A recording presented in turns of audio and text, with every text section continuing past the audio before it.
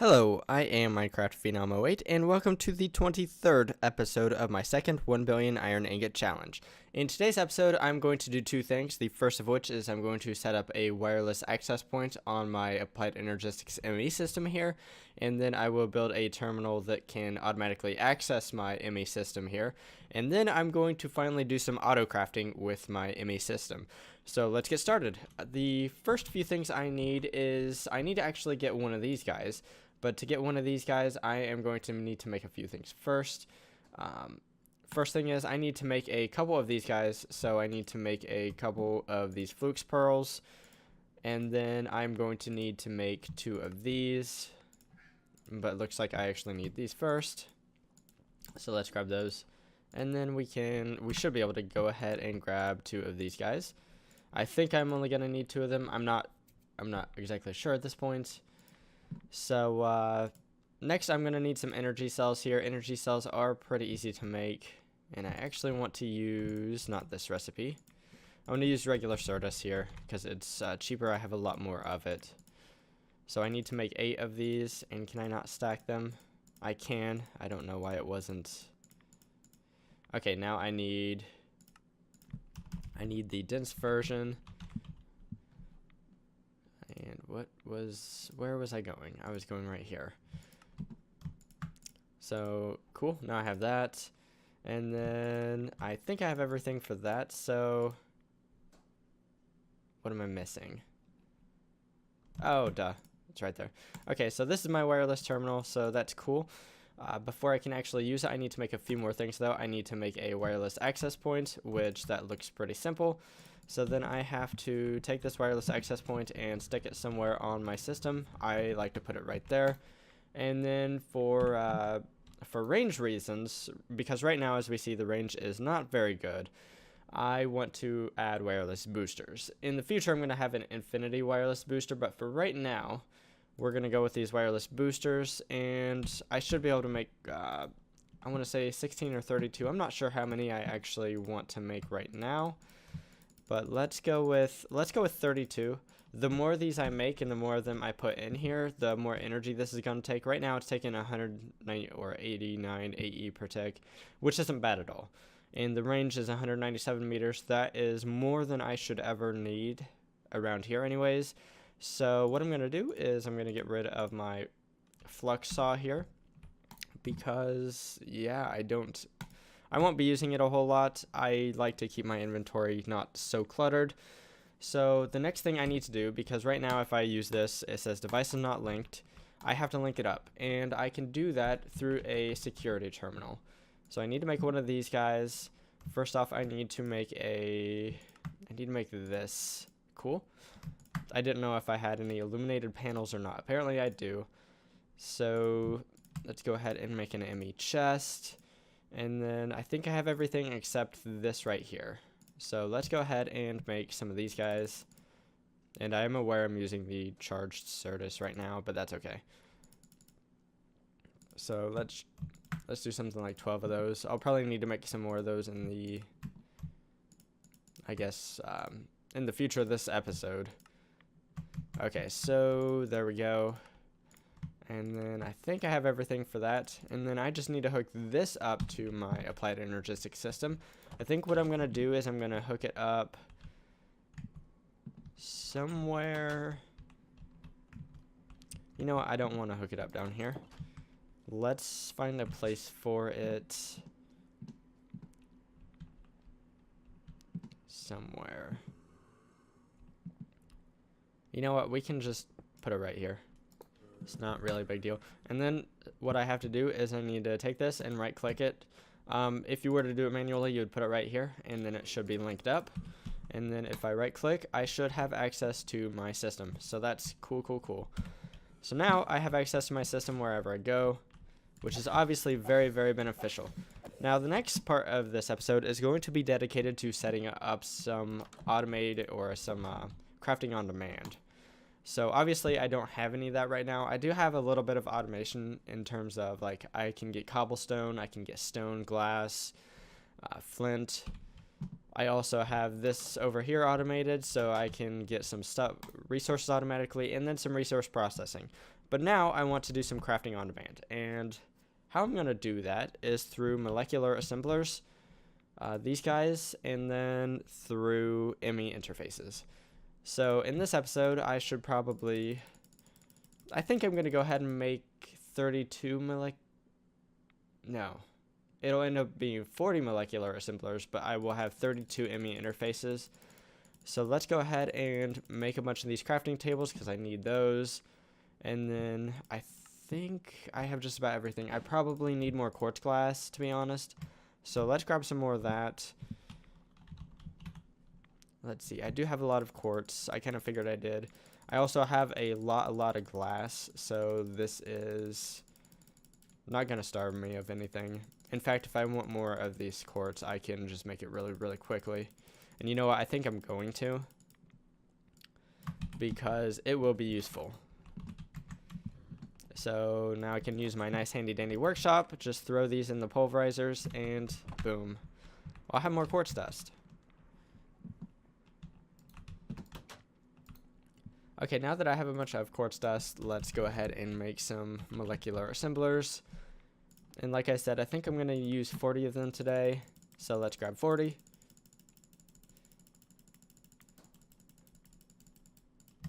And then I will need some ME interfaces, so let's grab those.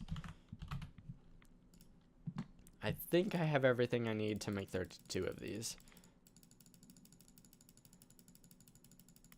And that's fantastic. Let's see here. So now I'm going to need some dense cable. Right now I only have black variant and regular flukes variant. Actually, let's go ahead and make some other cables. Okay, there we are.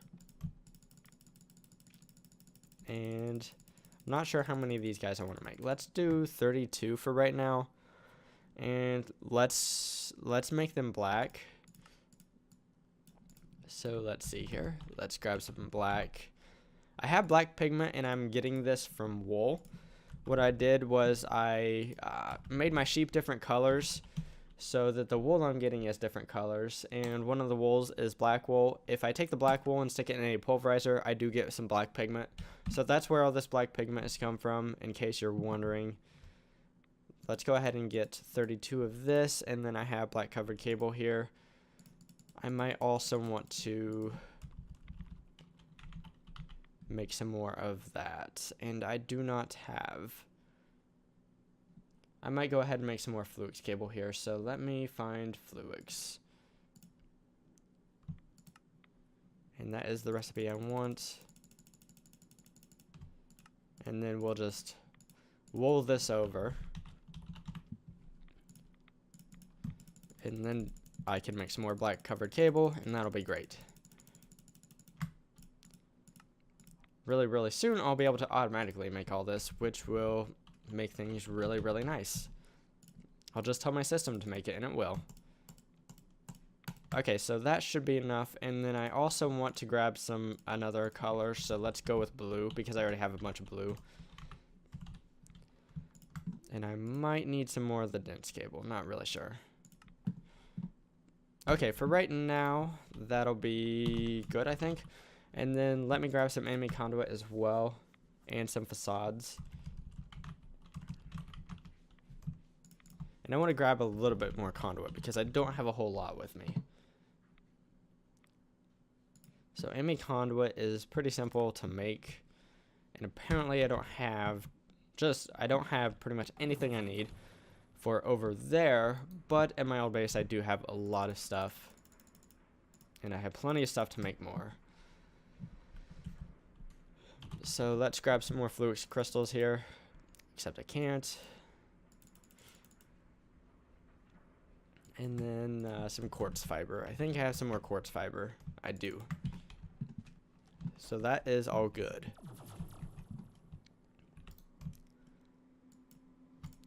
Okay, so let's try this again.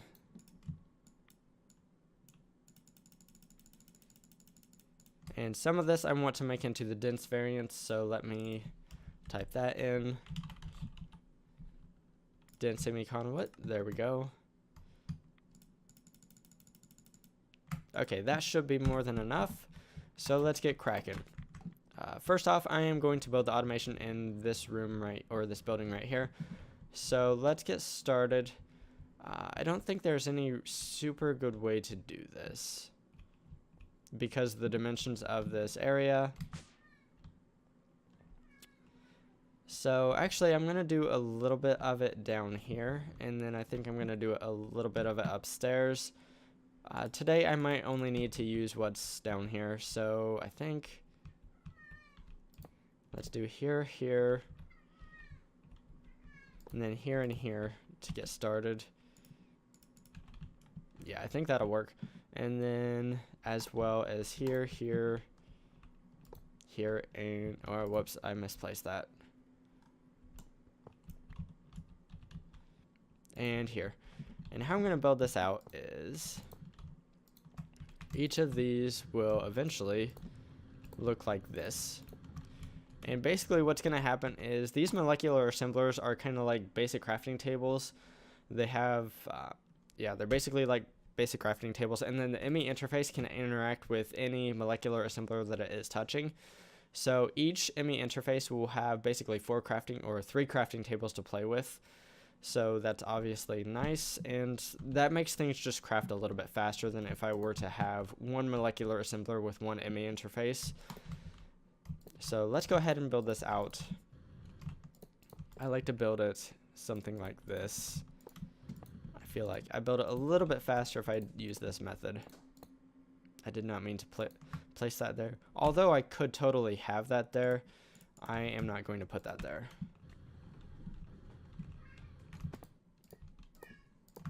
And don't mind my cat, he's just going insane.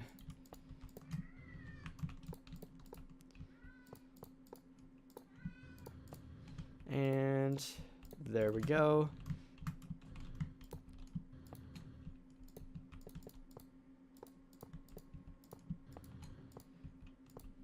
Okay, now we need to hook this up to the actual system. So I think how I'm going to do this is... Okay, so we're in the basement.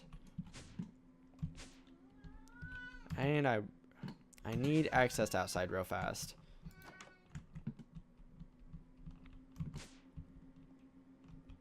Okay, so you know what? Let's punch a hole in the wall somewhere.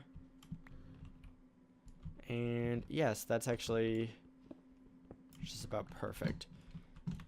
I think what I'm going to do is I'm going to take this dense ME conduit, run it right there, and then grab some dense blue cable and run it up above. And I actually only need to run it to here because the only thing that use channels from this whole system is the actual ME interfaces themselves. The molecular assemblers do not need channels. So this is 4 channels here, this is 4 channels here.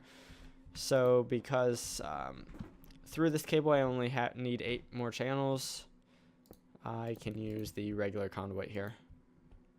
And I did not do that right. So as you can see, these have lit up. If you can see the colors around the edges, that means they are connected to the system, which is fantastic. So I'm also going to... Okay, let me make sure I don't have any other channels attached to this, because this is going to eat all my literally all of my channels. So I actually do. And where is this guy going? Okay, so I probably shouldn't. Okay, so I'm probably eating 20 channels actually over here. And okay, so I can't actually connect this up with this cable because I won't be able to fit all the channels in. I believe that I have... Yes, this is dense here. And I believe this is dense. Yes. So I probably already have 20 channels hooked up to this line. So what I'm going to do is I'm going to run a new line. I'm going to grab my black covered cable here. And I'm going to do this. And actually what I'm going to do is I'm going to do a little swapperoo here. And that is because I'm going to get rid of that.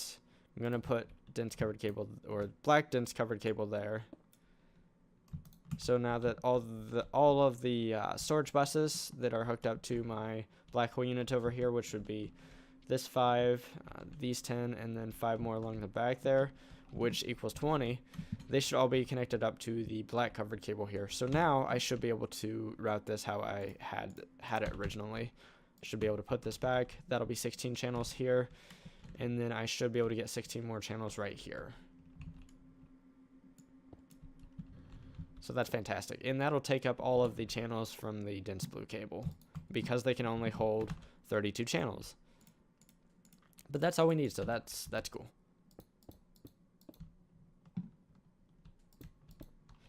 Okay, from here on out, we can use the regular cable.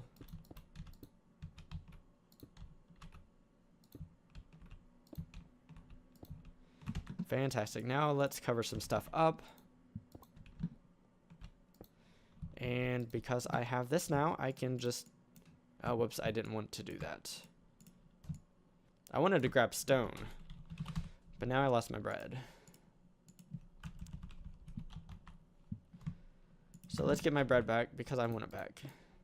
And now we can start... Actually, there's one more thing I need to do before I can actually start automating things. And that's I need some crafting processors. So crafting processors are pretty easy to make. And let's go in here. Okay, so they are... First off, we're going to need some base crafting units. So let's grab some of these. Actually, let's grab some more flux cable. Because apparently we need some for these crafting processors. And also, what I want to do is I want to start making patterns for everything that I'm going to be crafting. So let's start making some blank patterns. These are how basically I record the recipes for each of the items. It's a fairly simple recipe. It's a little bit expensive, but I do have a decent amount of everything I need. I do want to make sure that this is plain Jane Sirtis here when I make this recipe. So what I'm going to do is I'm going to grab 64 of these. Actually, I'm going to grab one more than 64.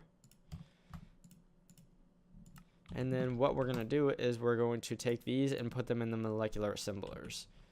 So right now I could tell this to craft this, but it can't because I don't have any crafting CPUs. But that's cool. We'll get to that. So let's go back. Let's automate this flux pattern here. And we do want the regular flux crystals with the quartz fibers. Fantastic. And now we should be able to do some crafting stuff. So let's do... And I always put an E there, and I'm not really sure why. Okay, so this is the recipe. Pretty simple recipe. Let's go ahead and make... Let's go ahead and make 8 of these. Because I'm going to make 2 of them into 64K crafting storage, and then I'm going to make 6 of them into crafting coprocessors. Crafting coprocessors just basically help your crafts go faster. If they can possibly go faster, sometimes the crafts are very linear. Like, for example, if you're making torches, everything is a one-step process, or actually, it could be a 2-step process, because first you have to make sticks, and then you have to make coal. If the process can do things parallel-wise, or in parallel, say like you make some torches, and then you can make torches and make torches at the same... Make torches and torches. I mean, make sticks and torches at the same time. Sometimes that's very beneficial. So let's go ahead and... Let's make 6 of these. And let's go ahead and also automate that. So 6, and then I want to make these guys. But first I need to actually make all of these through the chain. So I want to make sure I have regular Sirtis in this pattern.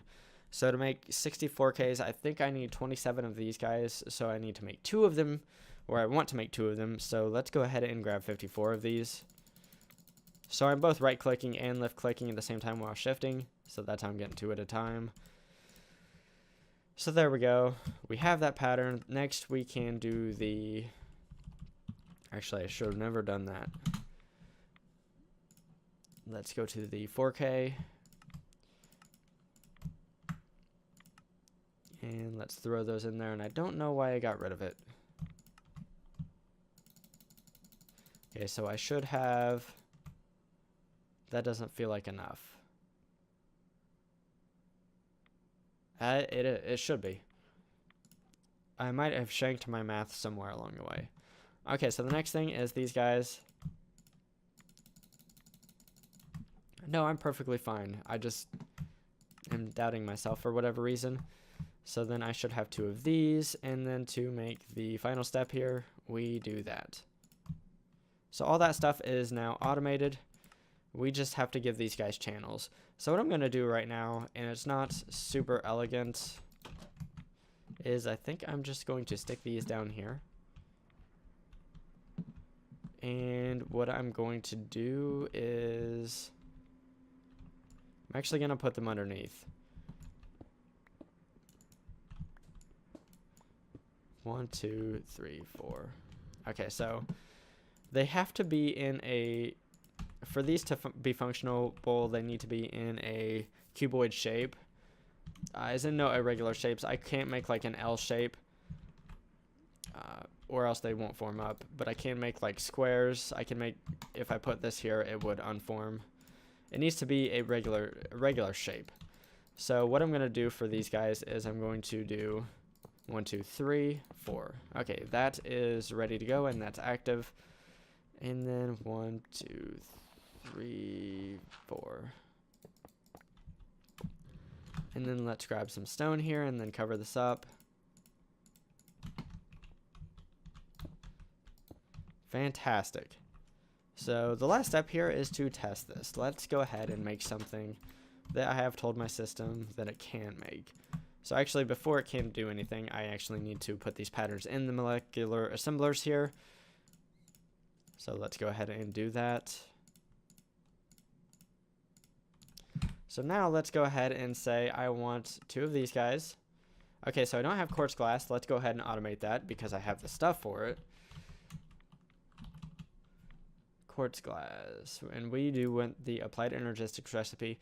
I'm thinking I'm going to use nether quartz or crushed quartz for this because I think I have more nether. Let's go ahead and see which quartz I have more of.